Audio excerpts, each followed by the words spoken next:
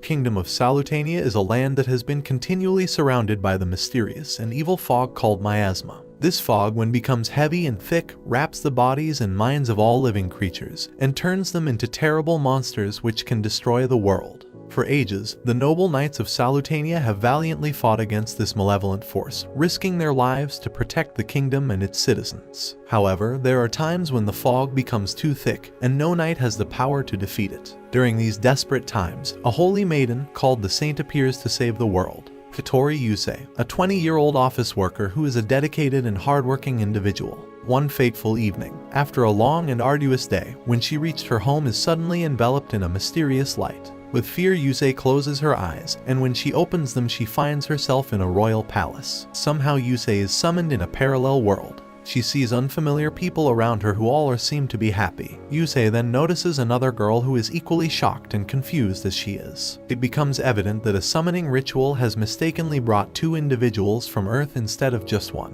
While Yusei tries to make sense of her situation, the door to the room swings open, and the young prince of the kingdom enters the room. Yet, an unfortunate twist of fate occurred when the prince mistakenly identified another summoned girl as the true saint, leaving Yusei, now known as Sei Takanashi, as the spare saint. Feeling neglected and not knowing what to do, Sei wants to leave the palace. One of the mages tries to stop her. He explained the dire implications of having two saints summoned simultaneously means this time the fog must be very strong. However, Sei has already made up her mind and doesn't give a shit about this parallel world's problems like my mom. She wants to return home as soon as possible. As Sei pushed open the heavy doors, she encounters one of the prominent figures of the palace. He tells her about the current state of the kingdom and apologizes for the rude behavior of the young prince. Since the fog is strong, then it's not safe to leave the walls of the palace. Sei reluctantly agreed to reside within the palace's confines until things settle down. 2 weeks have passed since Sei crash-landed in this parallel world. With no television or phone, she finds herself with plenty of free time and is starting to get bored.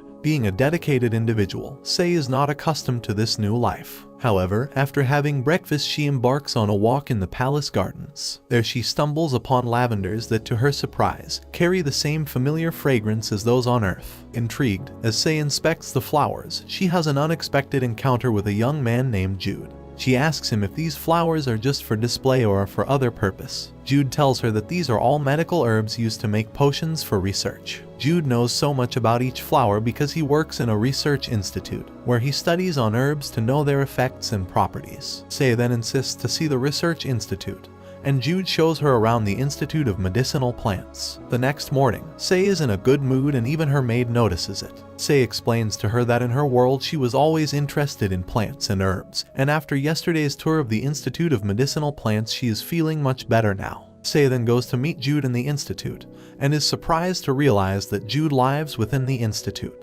Amidst their conversation, the director of the institute, Johan, arrived. Due to Sei's interest in plants and herbs, Jude insists the director to let her become a researcher, and after noticing her interest in the field, the director allows Sei to join the institute. The next day, Sei packs her things and heads towards the institute. The director then makes Jude take charge of Sei, and from now on the two of them have to work together, and Jude is happy to have Sei as a research partner. He begins to explain her how they work in the institute, and shows her a potion which can be used for regeneration wounds or as an antidote. He begins to teach her how they make the potions. First, Jude boils the water and then puts the herbs in it. Meanwhile, Sei is noticing everything with attention. To finish the potion, one needs to imbue it with magic power. However, Sei has never used any form of magic in her entire life. After hearing this, Jude is equally confused as Sei is, but anyways he finishes the potion. For now, Jude can only make low-grade potions, but his use of magic amazes Sei. He insists her to learn how to cast magic. Jude then grabs her hands and channels a bit of his magical powers to her, and for the first time Sei can feel magic running through her. Since Sei now has a bit of Jude's magic, he tells her to make a potion of her own. Sei then begins to make a potion, and just as Jude told her, she begins to feel a flow of magic before pouring the potion. Having no previous experience, Sei continues to pour her magic until the director intervenes and stops her. She has finally made her first potion. Even the director is astonished to see how quickly Sei is learning. Later at night, Sei returns to the palace with her very first potion. The next day, a guy comes to meet Sei.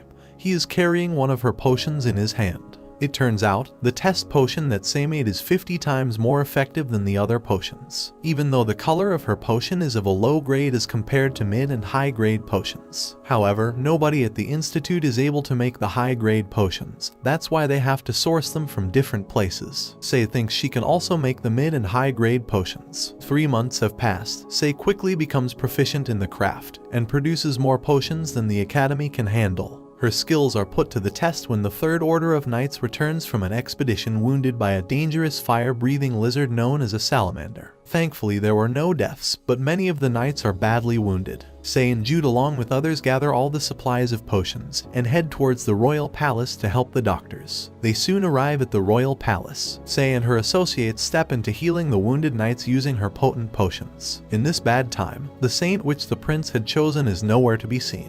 She could have easily helped them by using her healing spells. However, Say continues to help the wounded knights. She sees the condition of the commander of the Third Order of Knights is not good, and rushes to help him. Say gives him her potion, but due to his injuries the commander is almost dying, and has no force to drink the potion. Say shouts at him, and when the commander finally drinks her potion, his body begins to heal, and all the wounds vanish within seconds. Say's remarkable talent for making potions saved the life of the commander of the Third Order of Knights, leaving everyone amazed. Even the director is amazed with her, and thanks her for saving the life of his old friend. Later at night, the director informs his senior about Say's potions. She uses the same herbs and follows the same process, but somehow her potions are more effective than the rest. This could only mean the prince had chosen the wrong person, and Say is indeed the true saint. However, the director thinks it's too early to jump to any conclusions. The senior then orders him to keep an eye on Say, and if he sees anything unusual, then informs him.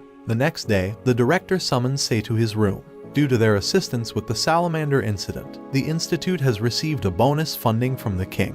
As a result, they have a budget surplus. And since all of this happened because of Say's potions, the director offers her the choice of anything she wants. Without any hesitation, Say asks for a kitchen of her own.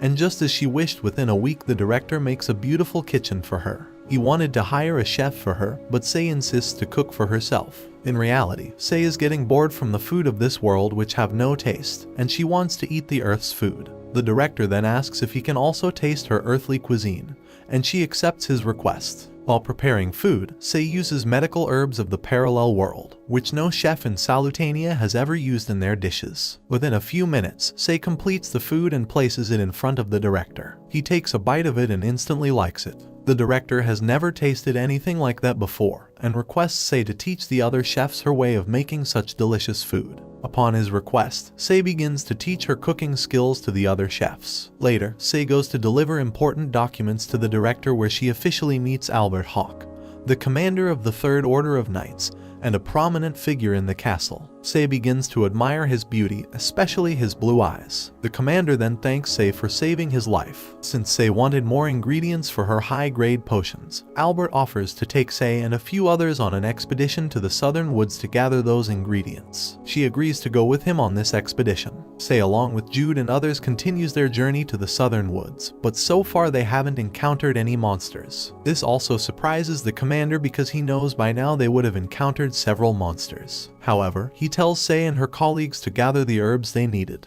After some time, the group takes a break, and Say makes soup for them. Her interactions with the staff and her culinary creations bring joy to those around her. This is the first time the commander has tasted Say's food, and even he is amazed by her delicious soup. While talking with Say, he notices that she is quite knowledgeable about the herbs. As the night falls, Say returns to her room exhausted from the expedition, but she begins to feel happiness in this world. The next day, as Say is preparing for the Institute, she notices that her eyesight is fine and she doesn't need glasses anymore. Upon reaching the Institute, the director calls her in his room.